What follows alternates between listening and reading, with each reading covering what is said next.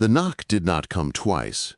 It came once, hard enough to shake the thin walls of the mining cabin and send a line of frost falling from the ceiling beams. The sound echoed like a rifle shot across the frozen valley. Inside, beside a dying fire, Martha Hale froze where she stood, her hand still wrapped around a wooden spoon.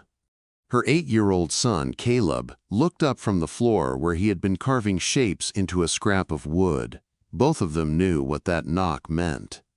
Outside, the wind screamed across the Wyoming plain, carrying snow that sliced like broken glass. The thermometer nailed beside the door read 20 degrees below zero. No one knocked in weather like that unless they had a reason stronger than mercy. The door swung open before Martha could answer. A tall man stepped into the doorway without crossing the threshold. He wore the thick canvas coat of the mining company and held a leather ledger against his chest. Snow swirled in around his boots, spilling across the wooden floor. "Mrs. Hale," he said flatly, "your time is up." Martha did not move. She stood between him and her son, her body straight despite the exhaustion that had lived in her bones since the mine collapse took her husband 3 months earlier. "It's 20 below," she said. Her voice was steady, though her fingers trembled around the spoon. "You know that." "The company needs this cabin," the man replied. "New shift foreman arriving tomorrow. Orders are orders." Caleb's carving knife slipped from his hand and clattered to the floor. He did not cry. He simply stared at the man with wide, silent eyes. Martha looked past the ledger, past the coat, into the man's face. She searched for something human there. She found nothing but routine. "How long?" she asked. 10 minutes. The wind howled louder, pushing against the open door, as if eager to finish what the company had begun. The man stepped back outside, leaving the door wide so the cold could rush in and do its work. Martha moved fast. "Caleb," she said quietly, kneeling in front of him. "Get the blankets, all of them, and your father's coat."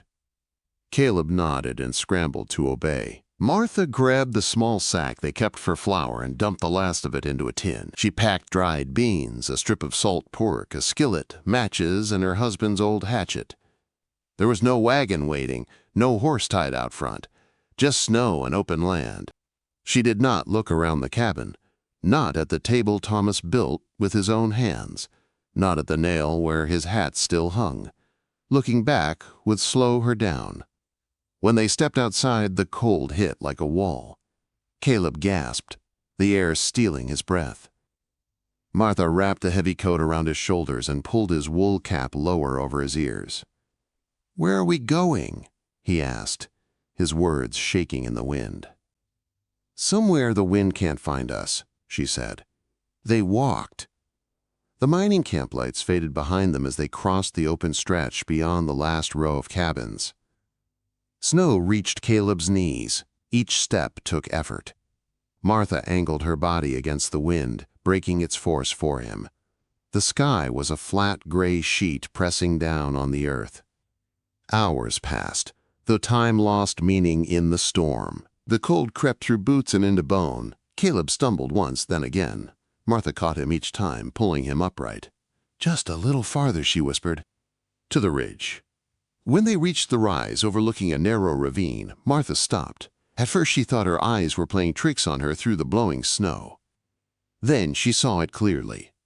A railcar lay tipped on its side at the bottom of the ravine, half buried in white. Rust streaked down its metal ribs. The tracks that once carried it were long gone, rerouted years before, when the line changed direction. The car had been left behind like forgotten scrap. To most, it was junk. To Martha, it was shelter. She grabbed Caleb's hand and slid down the embankment, snow cascading around them.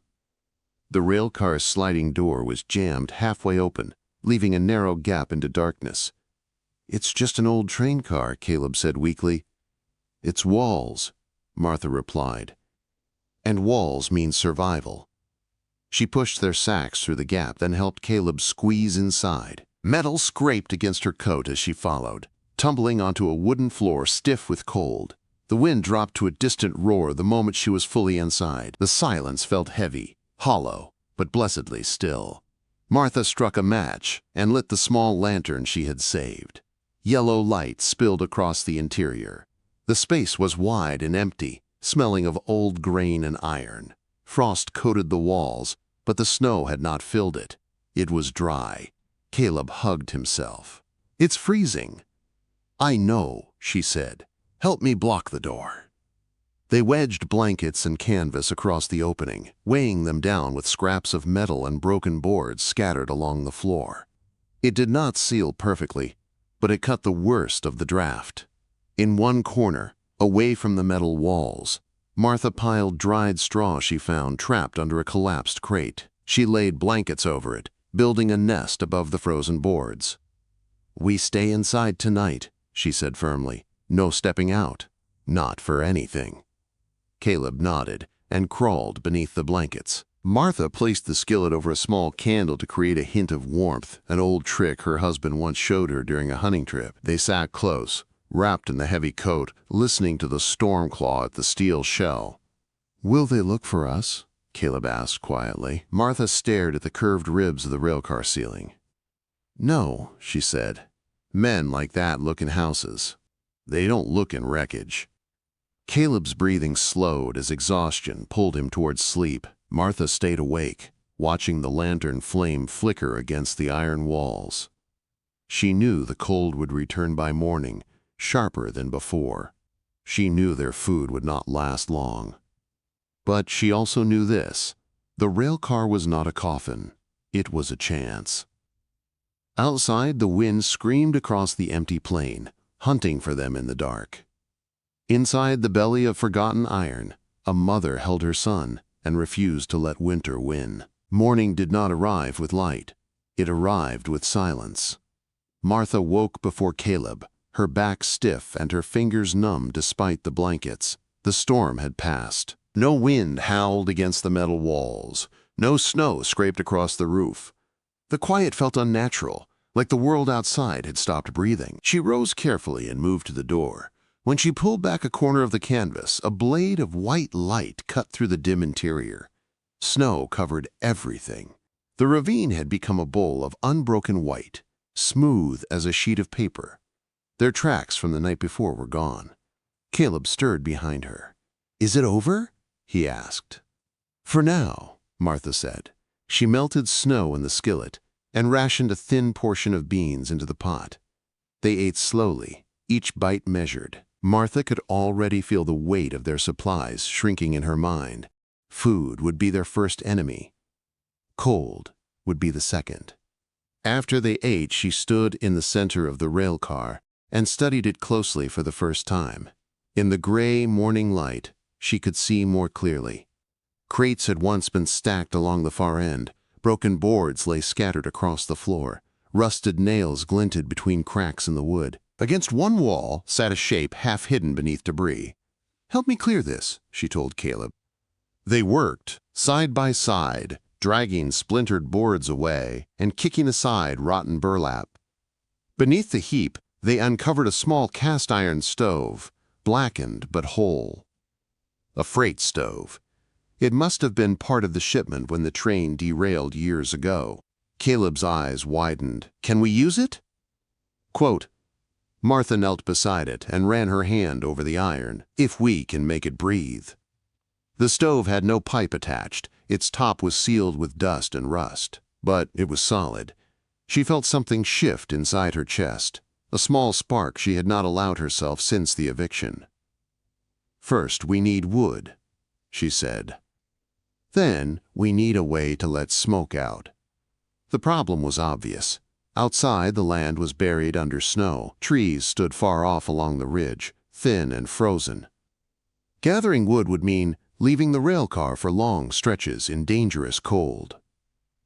Martha looked down at the wooden floor beneath her boots. By afternoon, the first boards were pried loose. She worked at the far end of the railcar, using the hatchet to wedge between planks.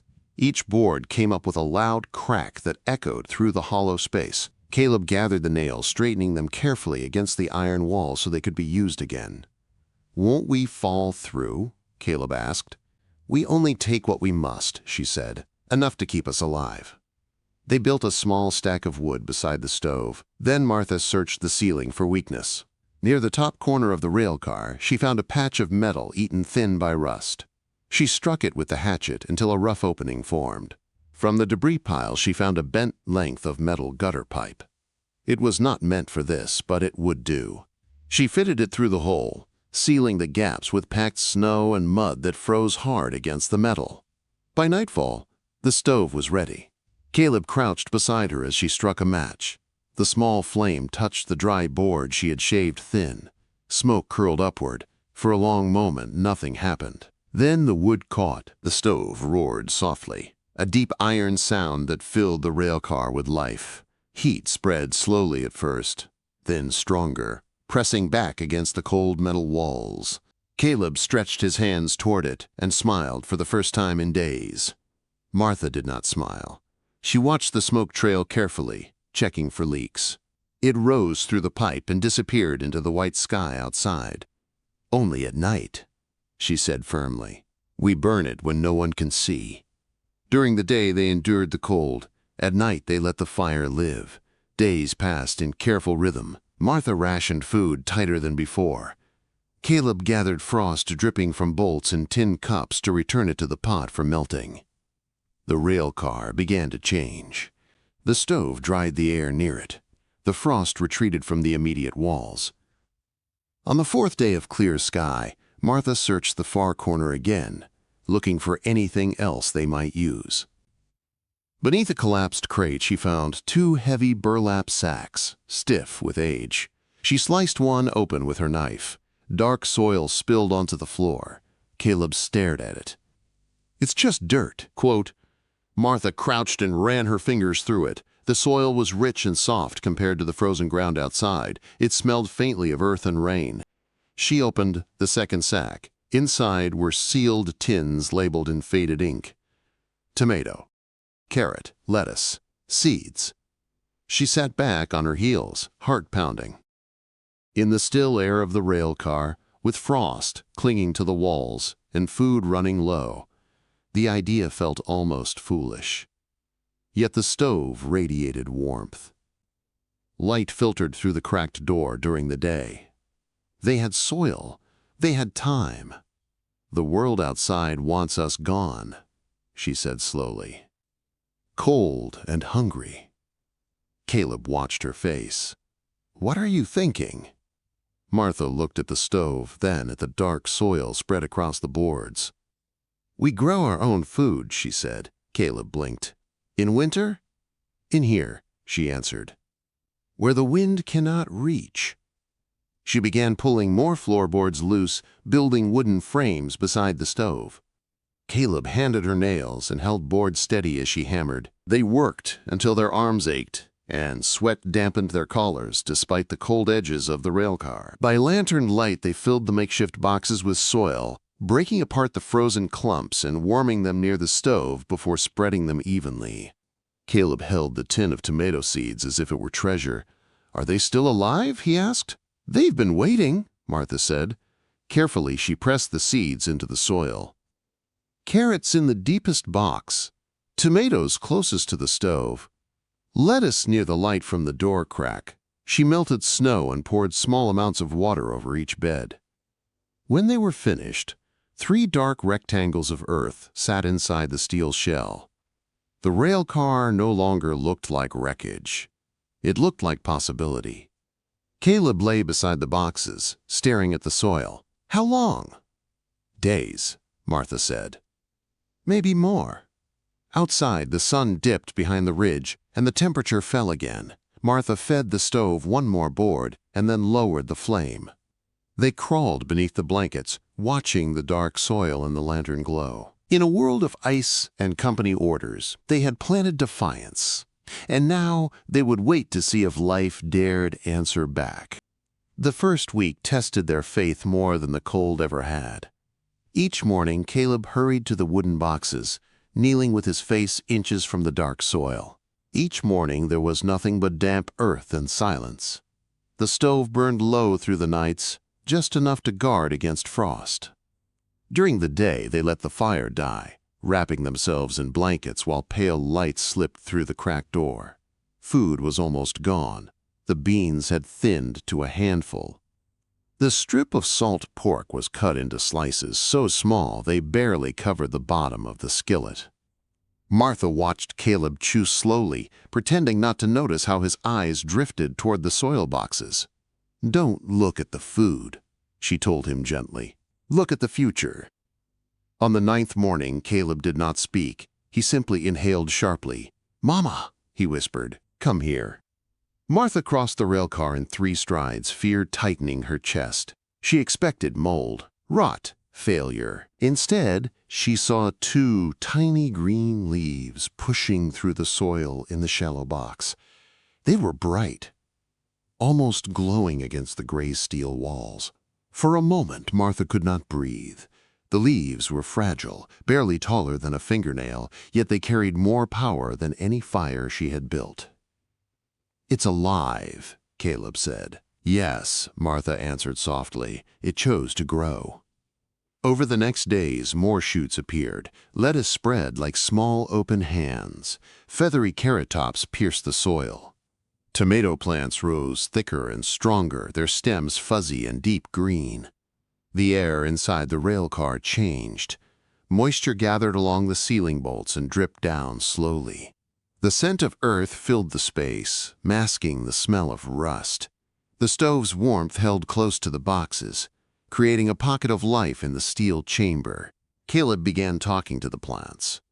"Grow strong," he would say, while polishing a piece of tin to reflect extra light toward them. "We made this warm for you." Martha found herself smiling when she watched him. The garden gave them work, and work gave them structure. Each day had purpose now. Water the soil, turn the boxes slightly toward the light, check for frost along the walls. But the cold outside did not retreat. In the 2nd month, the woodpile shrank to almost nothing. Martha stood beside the empty stack, staring at the stove that had become their heart. Without fire, the plants would freeze in hours. Without plants, their last hope would die. "I have to go out," she said. Caleb looked up sharply. "It's too far. If we wait, we lose everything." She layered herself in blankets and her husband's coat, tying burlap around her boots for extra insulation. She handed Caleb the matches. "Keep the fire alive as long as you can," she instructed, "small pieces only." The moment she stepped outside, the cold struck like a hammer. The sky was clear, but the air burned her lungs. The trees along the ridge stood stiff and silent. She dragged a sheet of curved metal she had fashioned into a sled and trudged toward the tree line.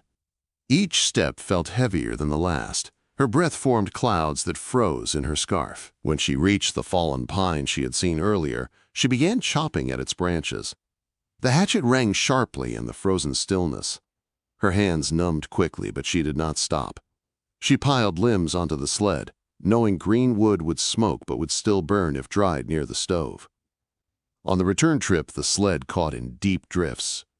She pulled with everything she had. Once she slipped and fell hard, snow filling her sleeves. For a moment she lay still, tempted by the quiet that came with exhaustion. Then she saw Caleb's face in her mind, the small green leaves reaching toward warmth. She forced herself up and dragged the sled forward. When she finally reached the rail car and shoved the wood inside, she collapsed against the floor. Caleb rushed to her, pulling off the snow-soaked layers and feeding the stove. The green wood hissed and popped, sending thick smoke through the pipe. Heat slowly returned. Martha lay, watching the tomato vines tremble in the warmth. She had never been so tired. Yet she felt a fierce pride rising in her chest. They were not victims anymore. They were fighting back. Weeks passed. The lettuce grew thick and wide. The carrots strengthened beneath the soil. The tomato plants stretched upward, and small yellow flowers appeared along the vines.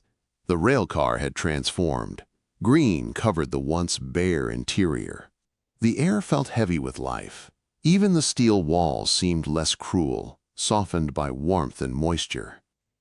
One afternoon, as Martha trimmed lower leaves from the tomato plants, A sound cut through the stillness. A horse. The dull thud of hooves on packed snow echoed outside the door. Caleb froze. The knife in Martha's hand felt suddenly small. The sliding door jerked open, scraping loudly along its track.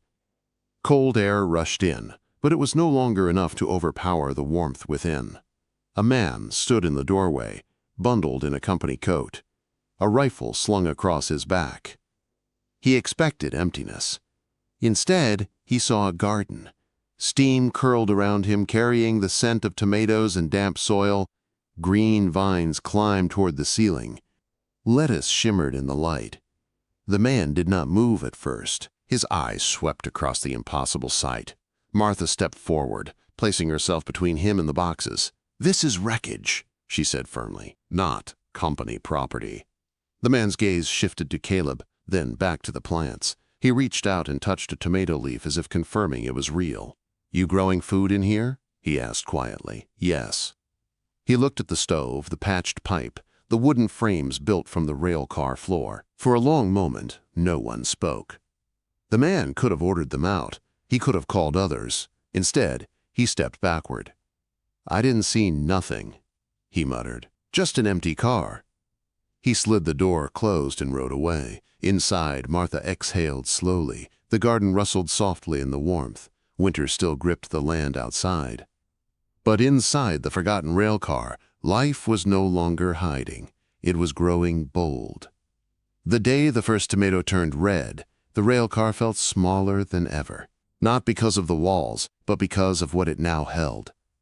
Green vines climbed toward the ceiling ribs. Lettuce leaves spilled over the edges of their wooden boxes. Carrot tops formed a soft forest across the floorboards. Moisture beaded along the metal walls and slid down in slow drops. The air was thick, almost sweet, and carried the smell of living earth. Martha stood in the middle of it all and realized something quietly powerful. They were no longer surviving. They were sustaining. Caleb had been watching the tomatoes for days. Each morning he counted them, naming the smallest ones as if they were animals. When the first fruit began to blush from pale green to soft orange, he barely slept that night. "It's changing," he whispered at dawn. Martha knelt beside him. The tomato was not perfect. It was slightly uneven, its skin faintly striped where the light had hit unevenly. But it was real, and it was theirs. "Not yet," she said gently. "Let it finish." Outside, winter was weakening but not gone. The snow had sunk lower along the ravine walls. Brown grass tips showed through in patches. The air during midday no longer burned the lungs, but nights still froze hard enough to test the stove. Their wood supply was steady now. Martha made short trips when the weather allowed, dragging back fallen limbs and curing them near the heat. Each outing was quicker, each return stronger. Inside, the garden demanded more space. The tomato vines had grown taller than Caleb's shoulder. Martha tied them to rusted rods she had pulled from the railcar walls. Yellow flowers opened wide, then curled back as small green fruit formed behind them. "Will we ever leave?" Caleb asked one afternoon as he watered the soil with melted snow. Martha looked toward the open door where sunlight streamed in freely now. "Yes," she said, "but we won't leave empty." Food had changed everything. They had already begun harvesting lettuce leaves, tearing them carefully so the roots remained strong. The fresh taste shocked their tongues after months of bland rations. It was crisp, full of water and life. Then came the carrots. Martha brushed away soil from the base of the deepest box. Caleb knelt beside her, holding his breath. "Ready?" she asked. He nodded. She gripped the thick green tops and pulled. The carrot slid free with a soft tearing sound. It was crooked and short, stained dark from soil, but bright orange beneath the dirt. Caleb stared at it as if it were gold. They washed it in melted snow, scrubbing carefully. When Caleb bit into it, the crunch echoed in the metal chamber. His eyes widened. "It's sweet," he said, almost surprised. Martha bit into her half. The flavor filled her mouth, sharp and earthy and alive. Tears gathered in her eyes, But this time they were not from cold or fear. They had grown this. From nothing but wreckage and will. As the weeks passed, more tomatoes ripened, red dots against green vines. Martha harvested them slowly, slicing each one in half and sharing it evenly. Juice ran down Caleb's chin the first time he tasted it, and he laughed without thinking. Laughter had not lived in the railcar before. Now it echoed against the steel ribs like music. The outside world continued to shift. Snow melted into small streams along the ravine floor. Birds returned cautiously to the ridge trees. The sky carried more blue than gray. One afternoon, while Martha was adjusting the stovepipe, she heard voices in the distance. Not one rider this time. Several. She stiffened. Caleb looked toward her immediately. "They might come back," he whispered. Martha moved to the door and peered out carefully. 3 riders moved slowly along the ridge above the ravine. Their coats marked them as company men. Smoke from the stove had been lighter during the warmer days, but the scent of growing plants carried far in cold air. She closed the door halfway, leaving enough for light but narrowing the opening. "Stay behind the boxes," she told Caleb. The hoofbeats drew closer. The riders stopped at the top of the ravine. For a moment, they simply looked down. One of them pointed. Martha's stomach tightened. Boots crunched on snow as 2 men dismounted and began descending toward the railcar. The third remained above, watching. The door slid open without warning. The 2 men stepped inside. They expected ruin. They found a greenhouse. The air inside was thick with warmth and the scent of tomatoes. Red fruit hung heavy along the vines. Lettuce leaves shimmered in the filtered light. The men removed their gloves slowly, staring. "Good Lord," one muttered. Martha stood tall in front of the garden, hands steady at her sides. "This wreck wasn't claimed," she said. "We made it livable." The taller man walked slowly through the space, examining the wooden boxes, the stovepipe, the careful use of salvaged materials. "You tore up the floor," he noted. "To build this," she replied. The second man picked a lettuce leaf gently between his fingers. "Winter crop," he said, almost impressed. Silence filled the railcar. Finally, the taller man looked at Martha directly. "You can't stay hidden forever," he said. "We're not hiding," she answered. "We're working." The man studied Caleb, who stood half behind a tomato vine, but did not look away. "You feeding yourselves?" "Yes." Another long pause. Then the taller man nodded once. "The company's not using this line anymore," he said quietly. "Officially, this railcar don't exist." He stepped back toward the door. "Keep the smoke low," he added. The 2 men left without another word. Outside, their horses turned and moved back toward the ridge. Martha stood still for several seconds after the door closed. Then she exhaled. Caleb stepped forward slowly. "Are we safe?" he asked.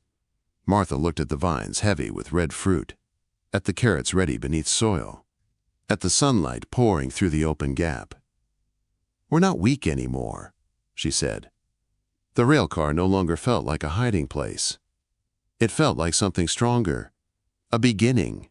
Spring did not arrive all at once. It crept in slowly, testing the land the way Martha and Caleb had tested the railcar. The snow along the ravine shrank, day by day. Brown earth showed through in widening patches. Water trickled down the slope in thin streams that glistened under the sun. The air no longer cut like a blade. It carried a hint of softness. Inside the railcar, the garden was no longer fragile, it was abundant. Tomato vines bent under the weight of ripe fruit. Carrots filled the deepest box so thick their tops brushed together like a green field. Lettuce grew faster than they could harvest it. The steel walls that once held frost now sweated from the warmth trapped inside.